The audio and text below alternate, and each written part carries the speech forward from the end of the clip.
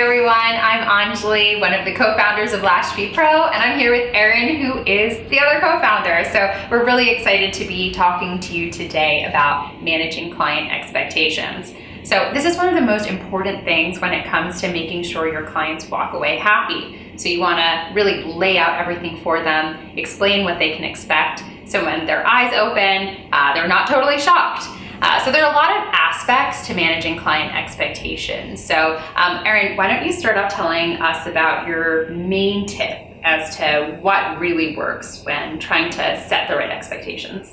Absolutely. I find that education is key. A lot of clients come to their appointments and they don't have a great understanding of what eyelash extensions really are, or how they work, or what they look like. So taking the time up front to really talk with your client and help them understand what's going to be happening, what types of options there are, and so on, really helps set the stage for a successful appointment. Yeah, absolutely. I feel very similarly. When I sit down with a client, I explain, first off, what are lash extensions? A lot of people tend to think that they're the same as cluster lashes or strip lashes. So I'll sit down with them, I'll really explain it to them, and then every step of the process, I'll walk them through. So I'll explain, hey, you're gonna be laying here for about an hour and a half to 2 hours. I'm putting iPads down. I explain what's in the iPads. With the LashBee, collagen iPads, I explain that it's also kind of a hydrating service that's part of the treatment. So one of the biggest things that Erin and I love to do is also utilize photos. So this goes both ways.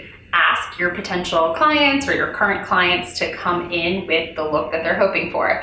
So I tend to do this a lot with getting my hair done. I explain, like, this is the exact haircut I want, this is the color I want, and it gives that visual to the stylist. So as a stylist, you can certainly ask them if they have any photos of any inspiration or a look they're hoping for more broadly, but you can also ask them to go through your own Instagram or website and have that ready for them. So you can kind of scroll through, say, which of these lash sets is most similar to what you're hoping for. There are also some kind of disadvantages to this because sometimes people see a set that isn't right for them based off of their natural lashes. So how do you explain when someone's asking for a really dramatic set and their natural lashes can't handle it? That's a tough one, right? You have to get very honest with your clients. You need to take a close look at what they have naturally to be able to really make a good recommendation for them. I would highly stress your education and your expertise in helping them understand that your role is to never do anything that's going to damage their natural lashes. You always want to be selecting something for them that's going to be safe and healthy and they can maintain over the long run. For example, you'll often have a client come in with, on the sparser side of natural lashes, who want something fairly voluminous, and that's where things get tricky, and it really is best to be honest up front. Speak to them honestly about what your capabilities are. If you're not a volume trained lash stylist yet, you need to speak with them and let them know that you can only do so much, right? And let them know that you're going to do the best you can to cater their look to them, but something else might be a better fit. Yeah, I think a huge part of that as well is just having kind of even diagrams of natural lashes, how lash extensions work, being able to really confidently come across as that lash expert so they understand it. You know what you're talking about, right? And you have their best interests at heart, which is why you're bringing that up. And occasionally there are instances where someone just isn't a good fit for extensions, right? Which is why consultations are a huge part of the process. So we really recommend that you sit down with your potential client, talk to them about what they're looking for, take a look at their natural lashes. So, if Erin was my client here, I would kind of look straight on. I'd also have her point forward so I can look at the angle of her lashes from the side. And then I can make a bit of a quick assessment as to what sort of lashes we actually can do for her, if we need something like volume. And then I like to, after doing that consultation, actually explain what the plan is. So I might say, hey, Erin, today I'm going to do CC curl. Part of the reason is because I know that you like a bit of lift and that's what you're looking for. I'm going to go about 3 millimeters longer than your natural lashes, which is safe for them. And then based off of your face shape, I'm going to go longest in the middle and taper out to the sides. So this is going to help open your eyes and also make sure that you're getting that look that you're looking for. So I then sort of have them buy in and agree with me. So I'll say, hey, Erin, how does that plan sound?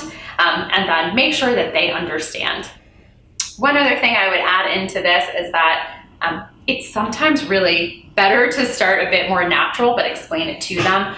So I might say, okay, I'm going to start about 3 millimeters longer than your natural lash. If you're looking for something more dramatic next time, we can talk about options, but I prefer to start on the more natural side, and then we can ramp up or tone it back as needed. So this is a process where we'll keep working towards finding that perfect set for you.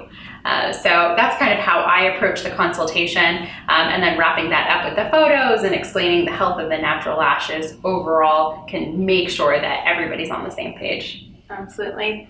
I think in every appointment that you have, but especially full sets, it's important to make sure that you are setting aside enough time to do a real consultation and have these healthy conversations. You never want to feel like you're rushed through and just have to say, okay, let's get you, all set up and start on your appointment, because that's only going to set you up for some challenges later on. It's better to be able to start with a lot of confidence and know that both you and your client feel good about the plan that you're taking, and how you're going to go forward, especially with first-time fills as well. I would save a little bit of time for that consultation. When they come back in, greet them, take a look at their lashes, say, how did everything go? Did you like what we did? Understand if they want to make any adjustments to the look. A lot of times people do come back and say, oh, I really liked this, I didn't like this as much, or I want to see more of this. And that's a really great way to help foster that trusting relationship with a client as well. Yeah, it's just like any relationship, really. It's about that open communication, making sure everyone is really understanding one another, and hopefully everyone can then walk away happy as well. All right, so thank you all for joining us on this conversation today about setting the right expectations for clients. That being said, sometimes you do set the right expectations and they still aren't happy. So we'll be releasing another video that you can check back on that is about those difficult clients. So please, if you have any more tips, write them below in the comments and then like and subscribe. We'd love to hear from you. Thanks, everyone. Thank you.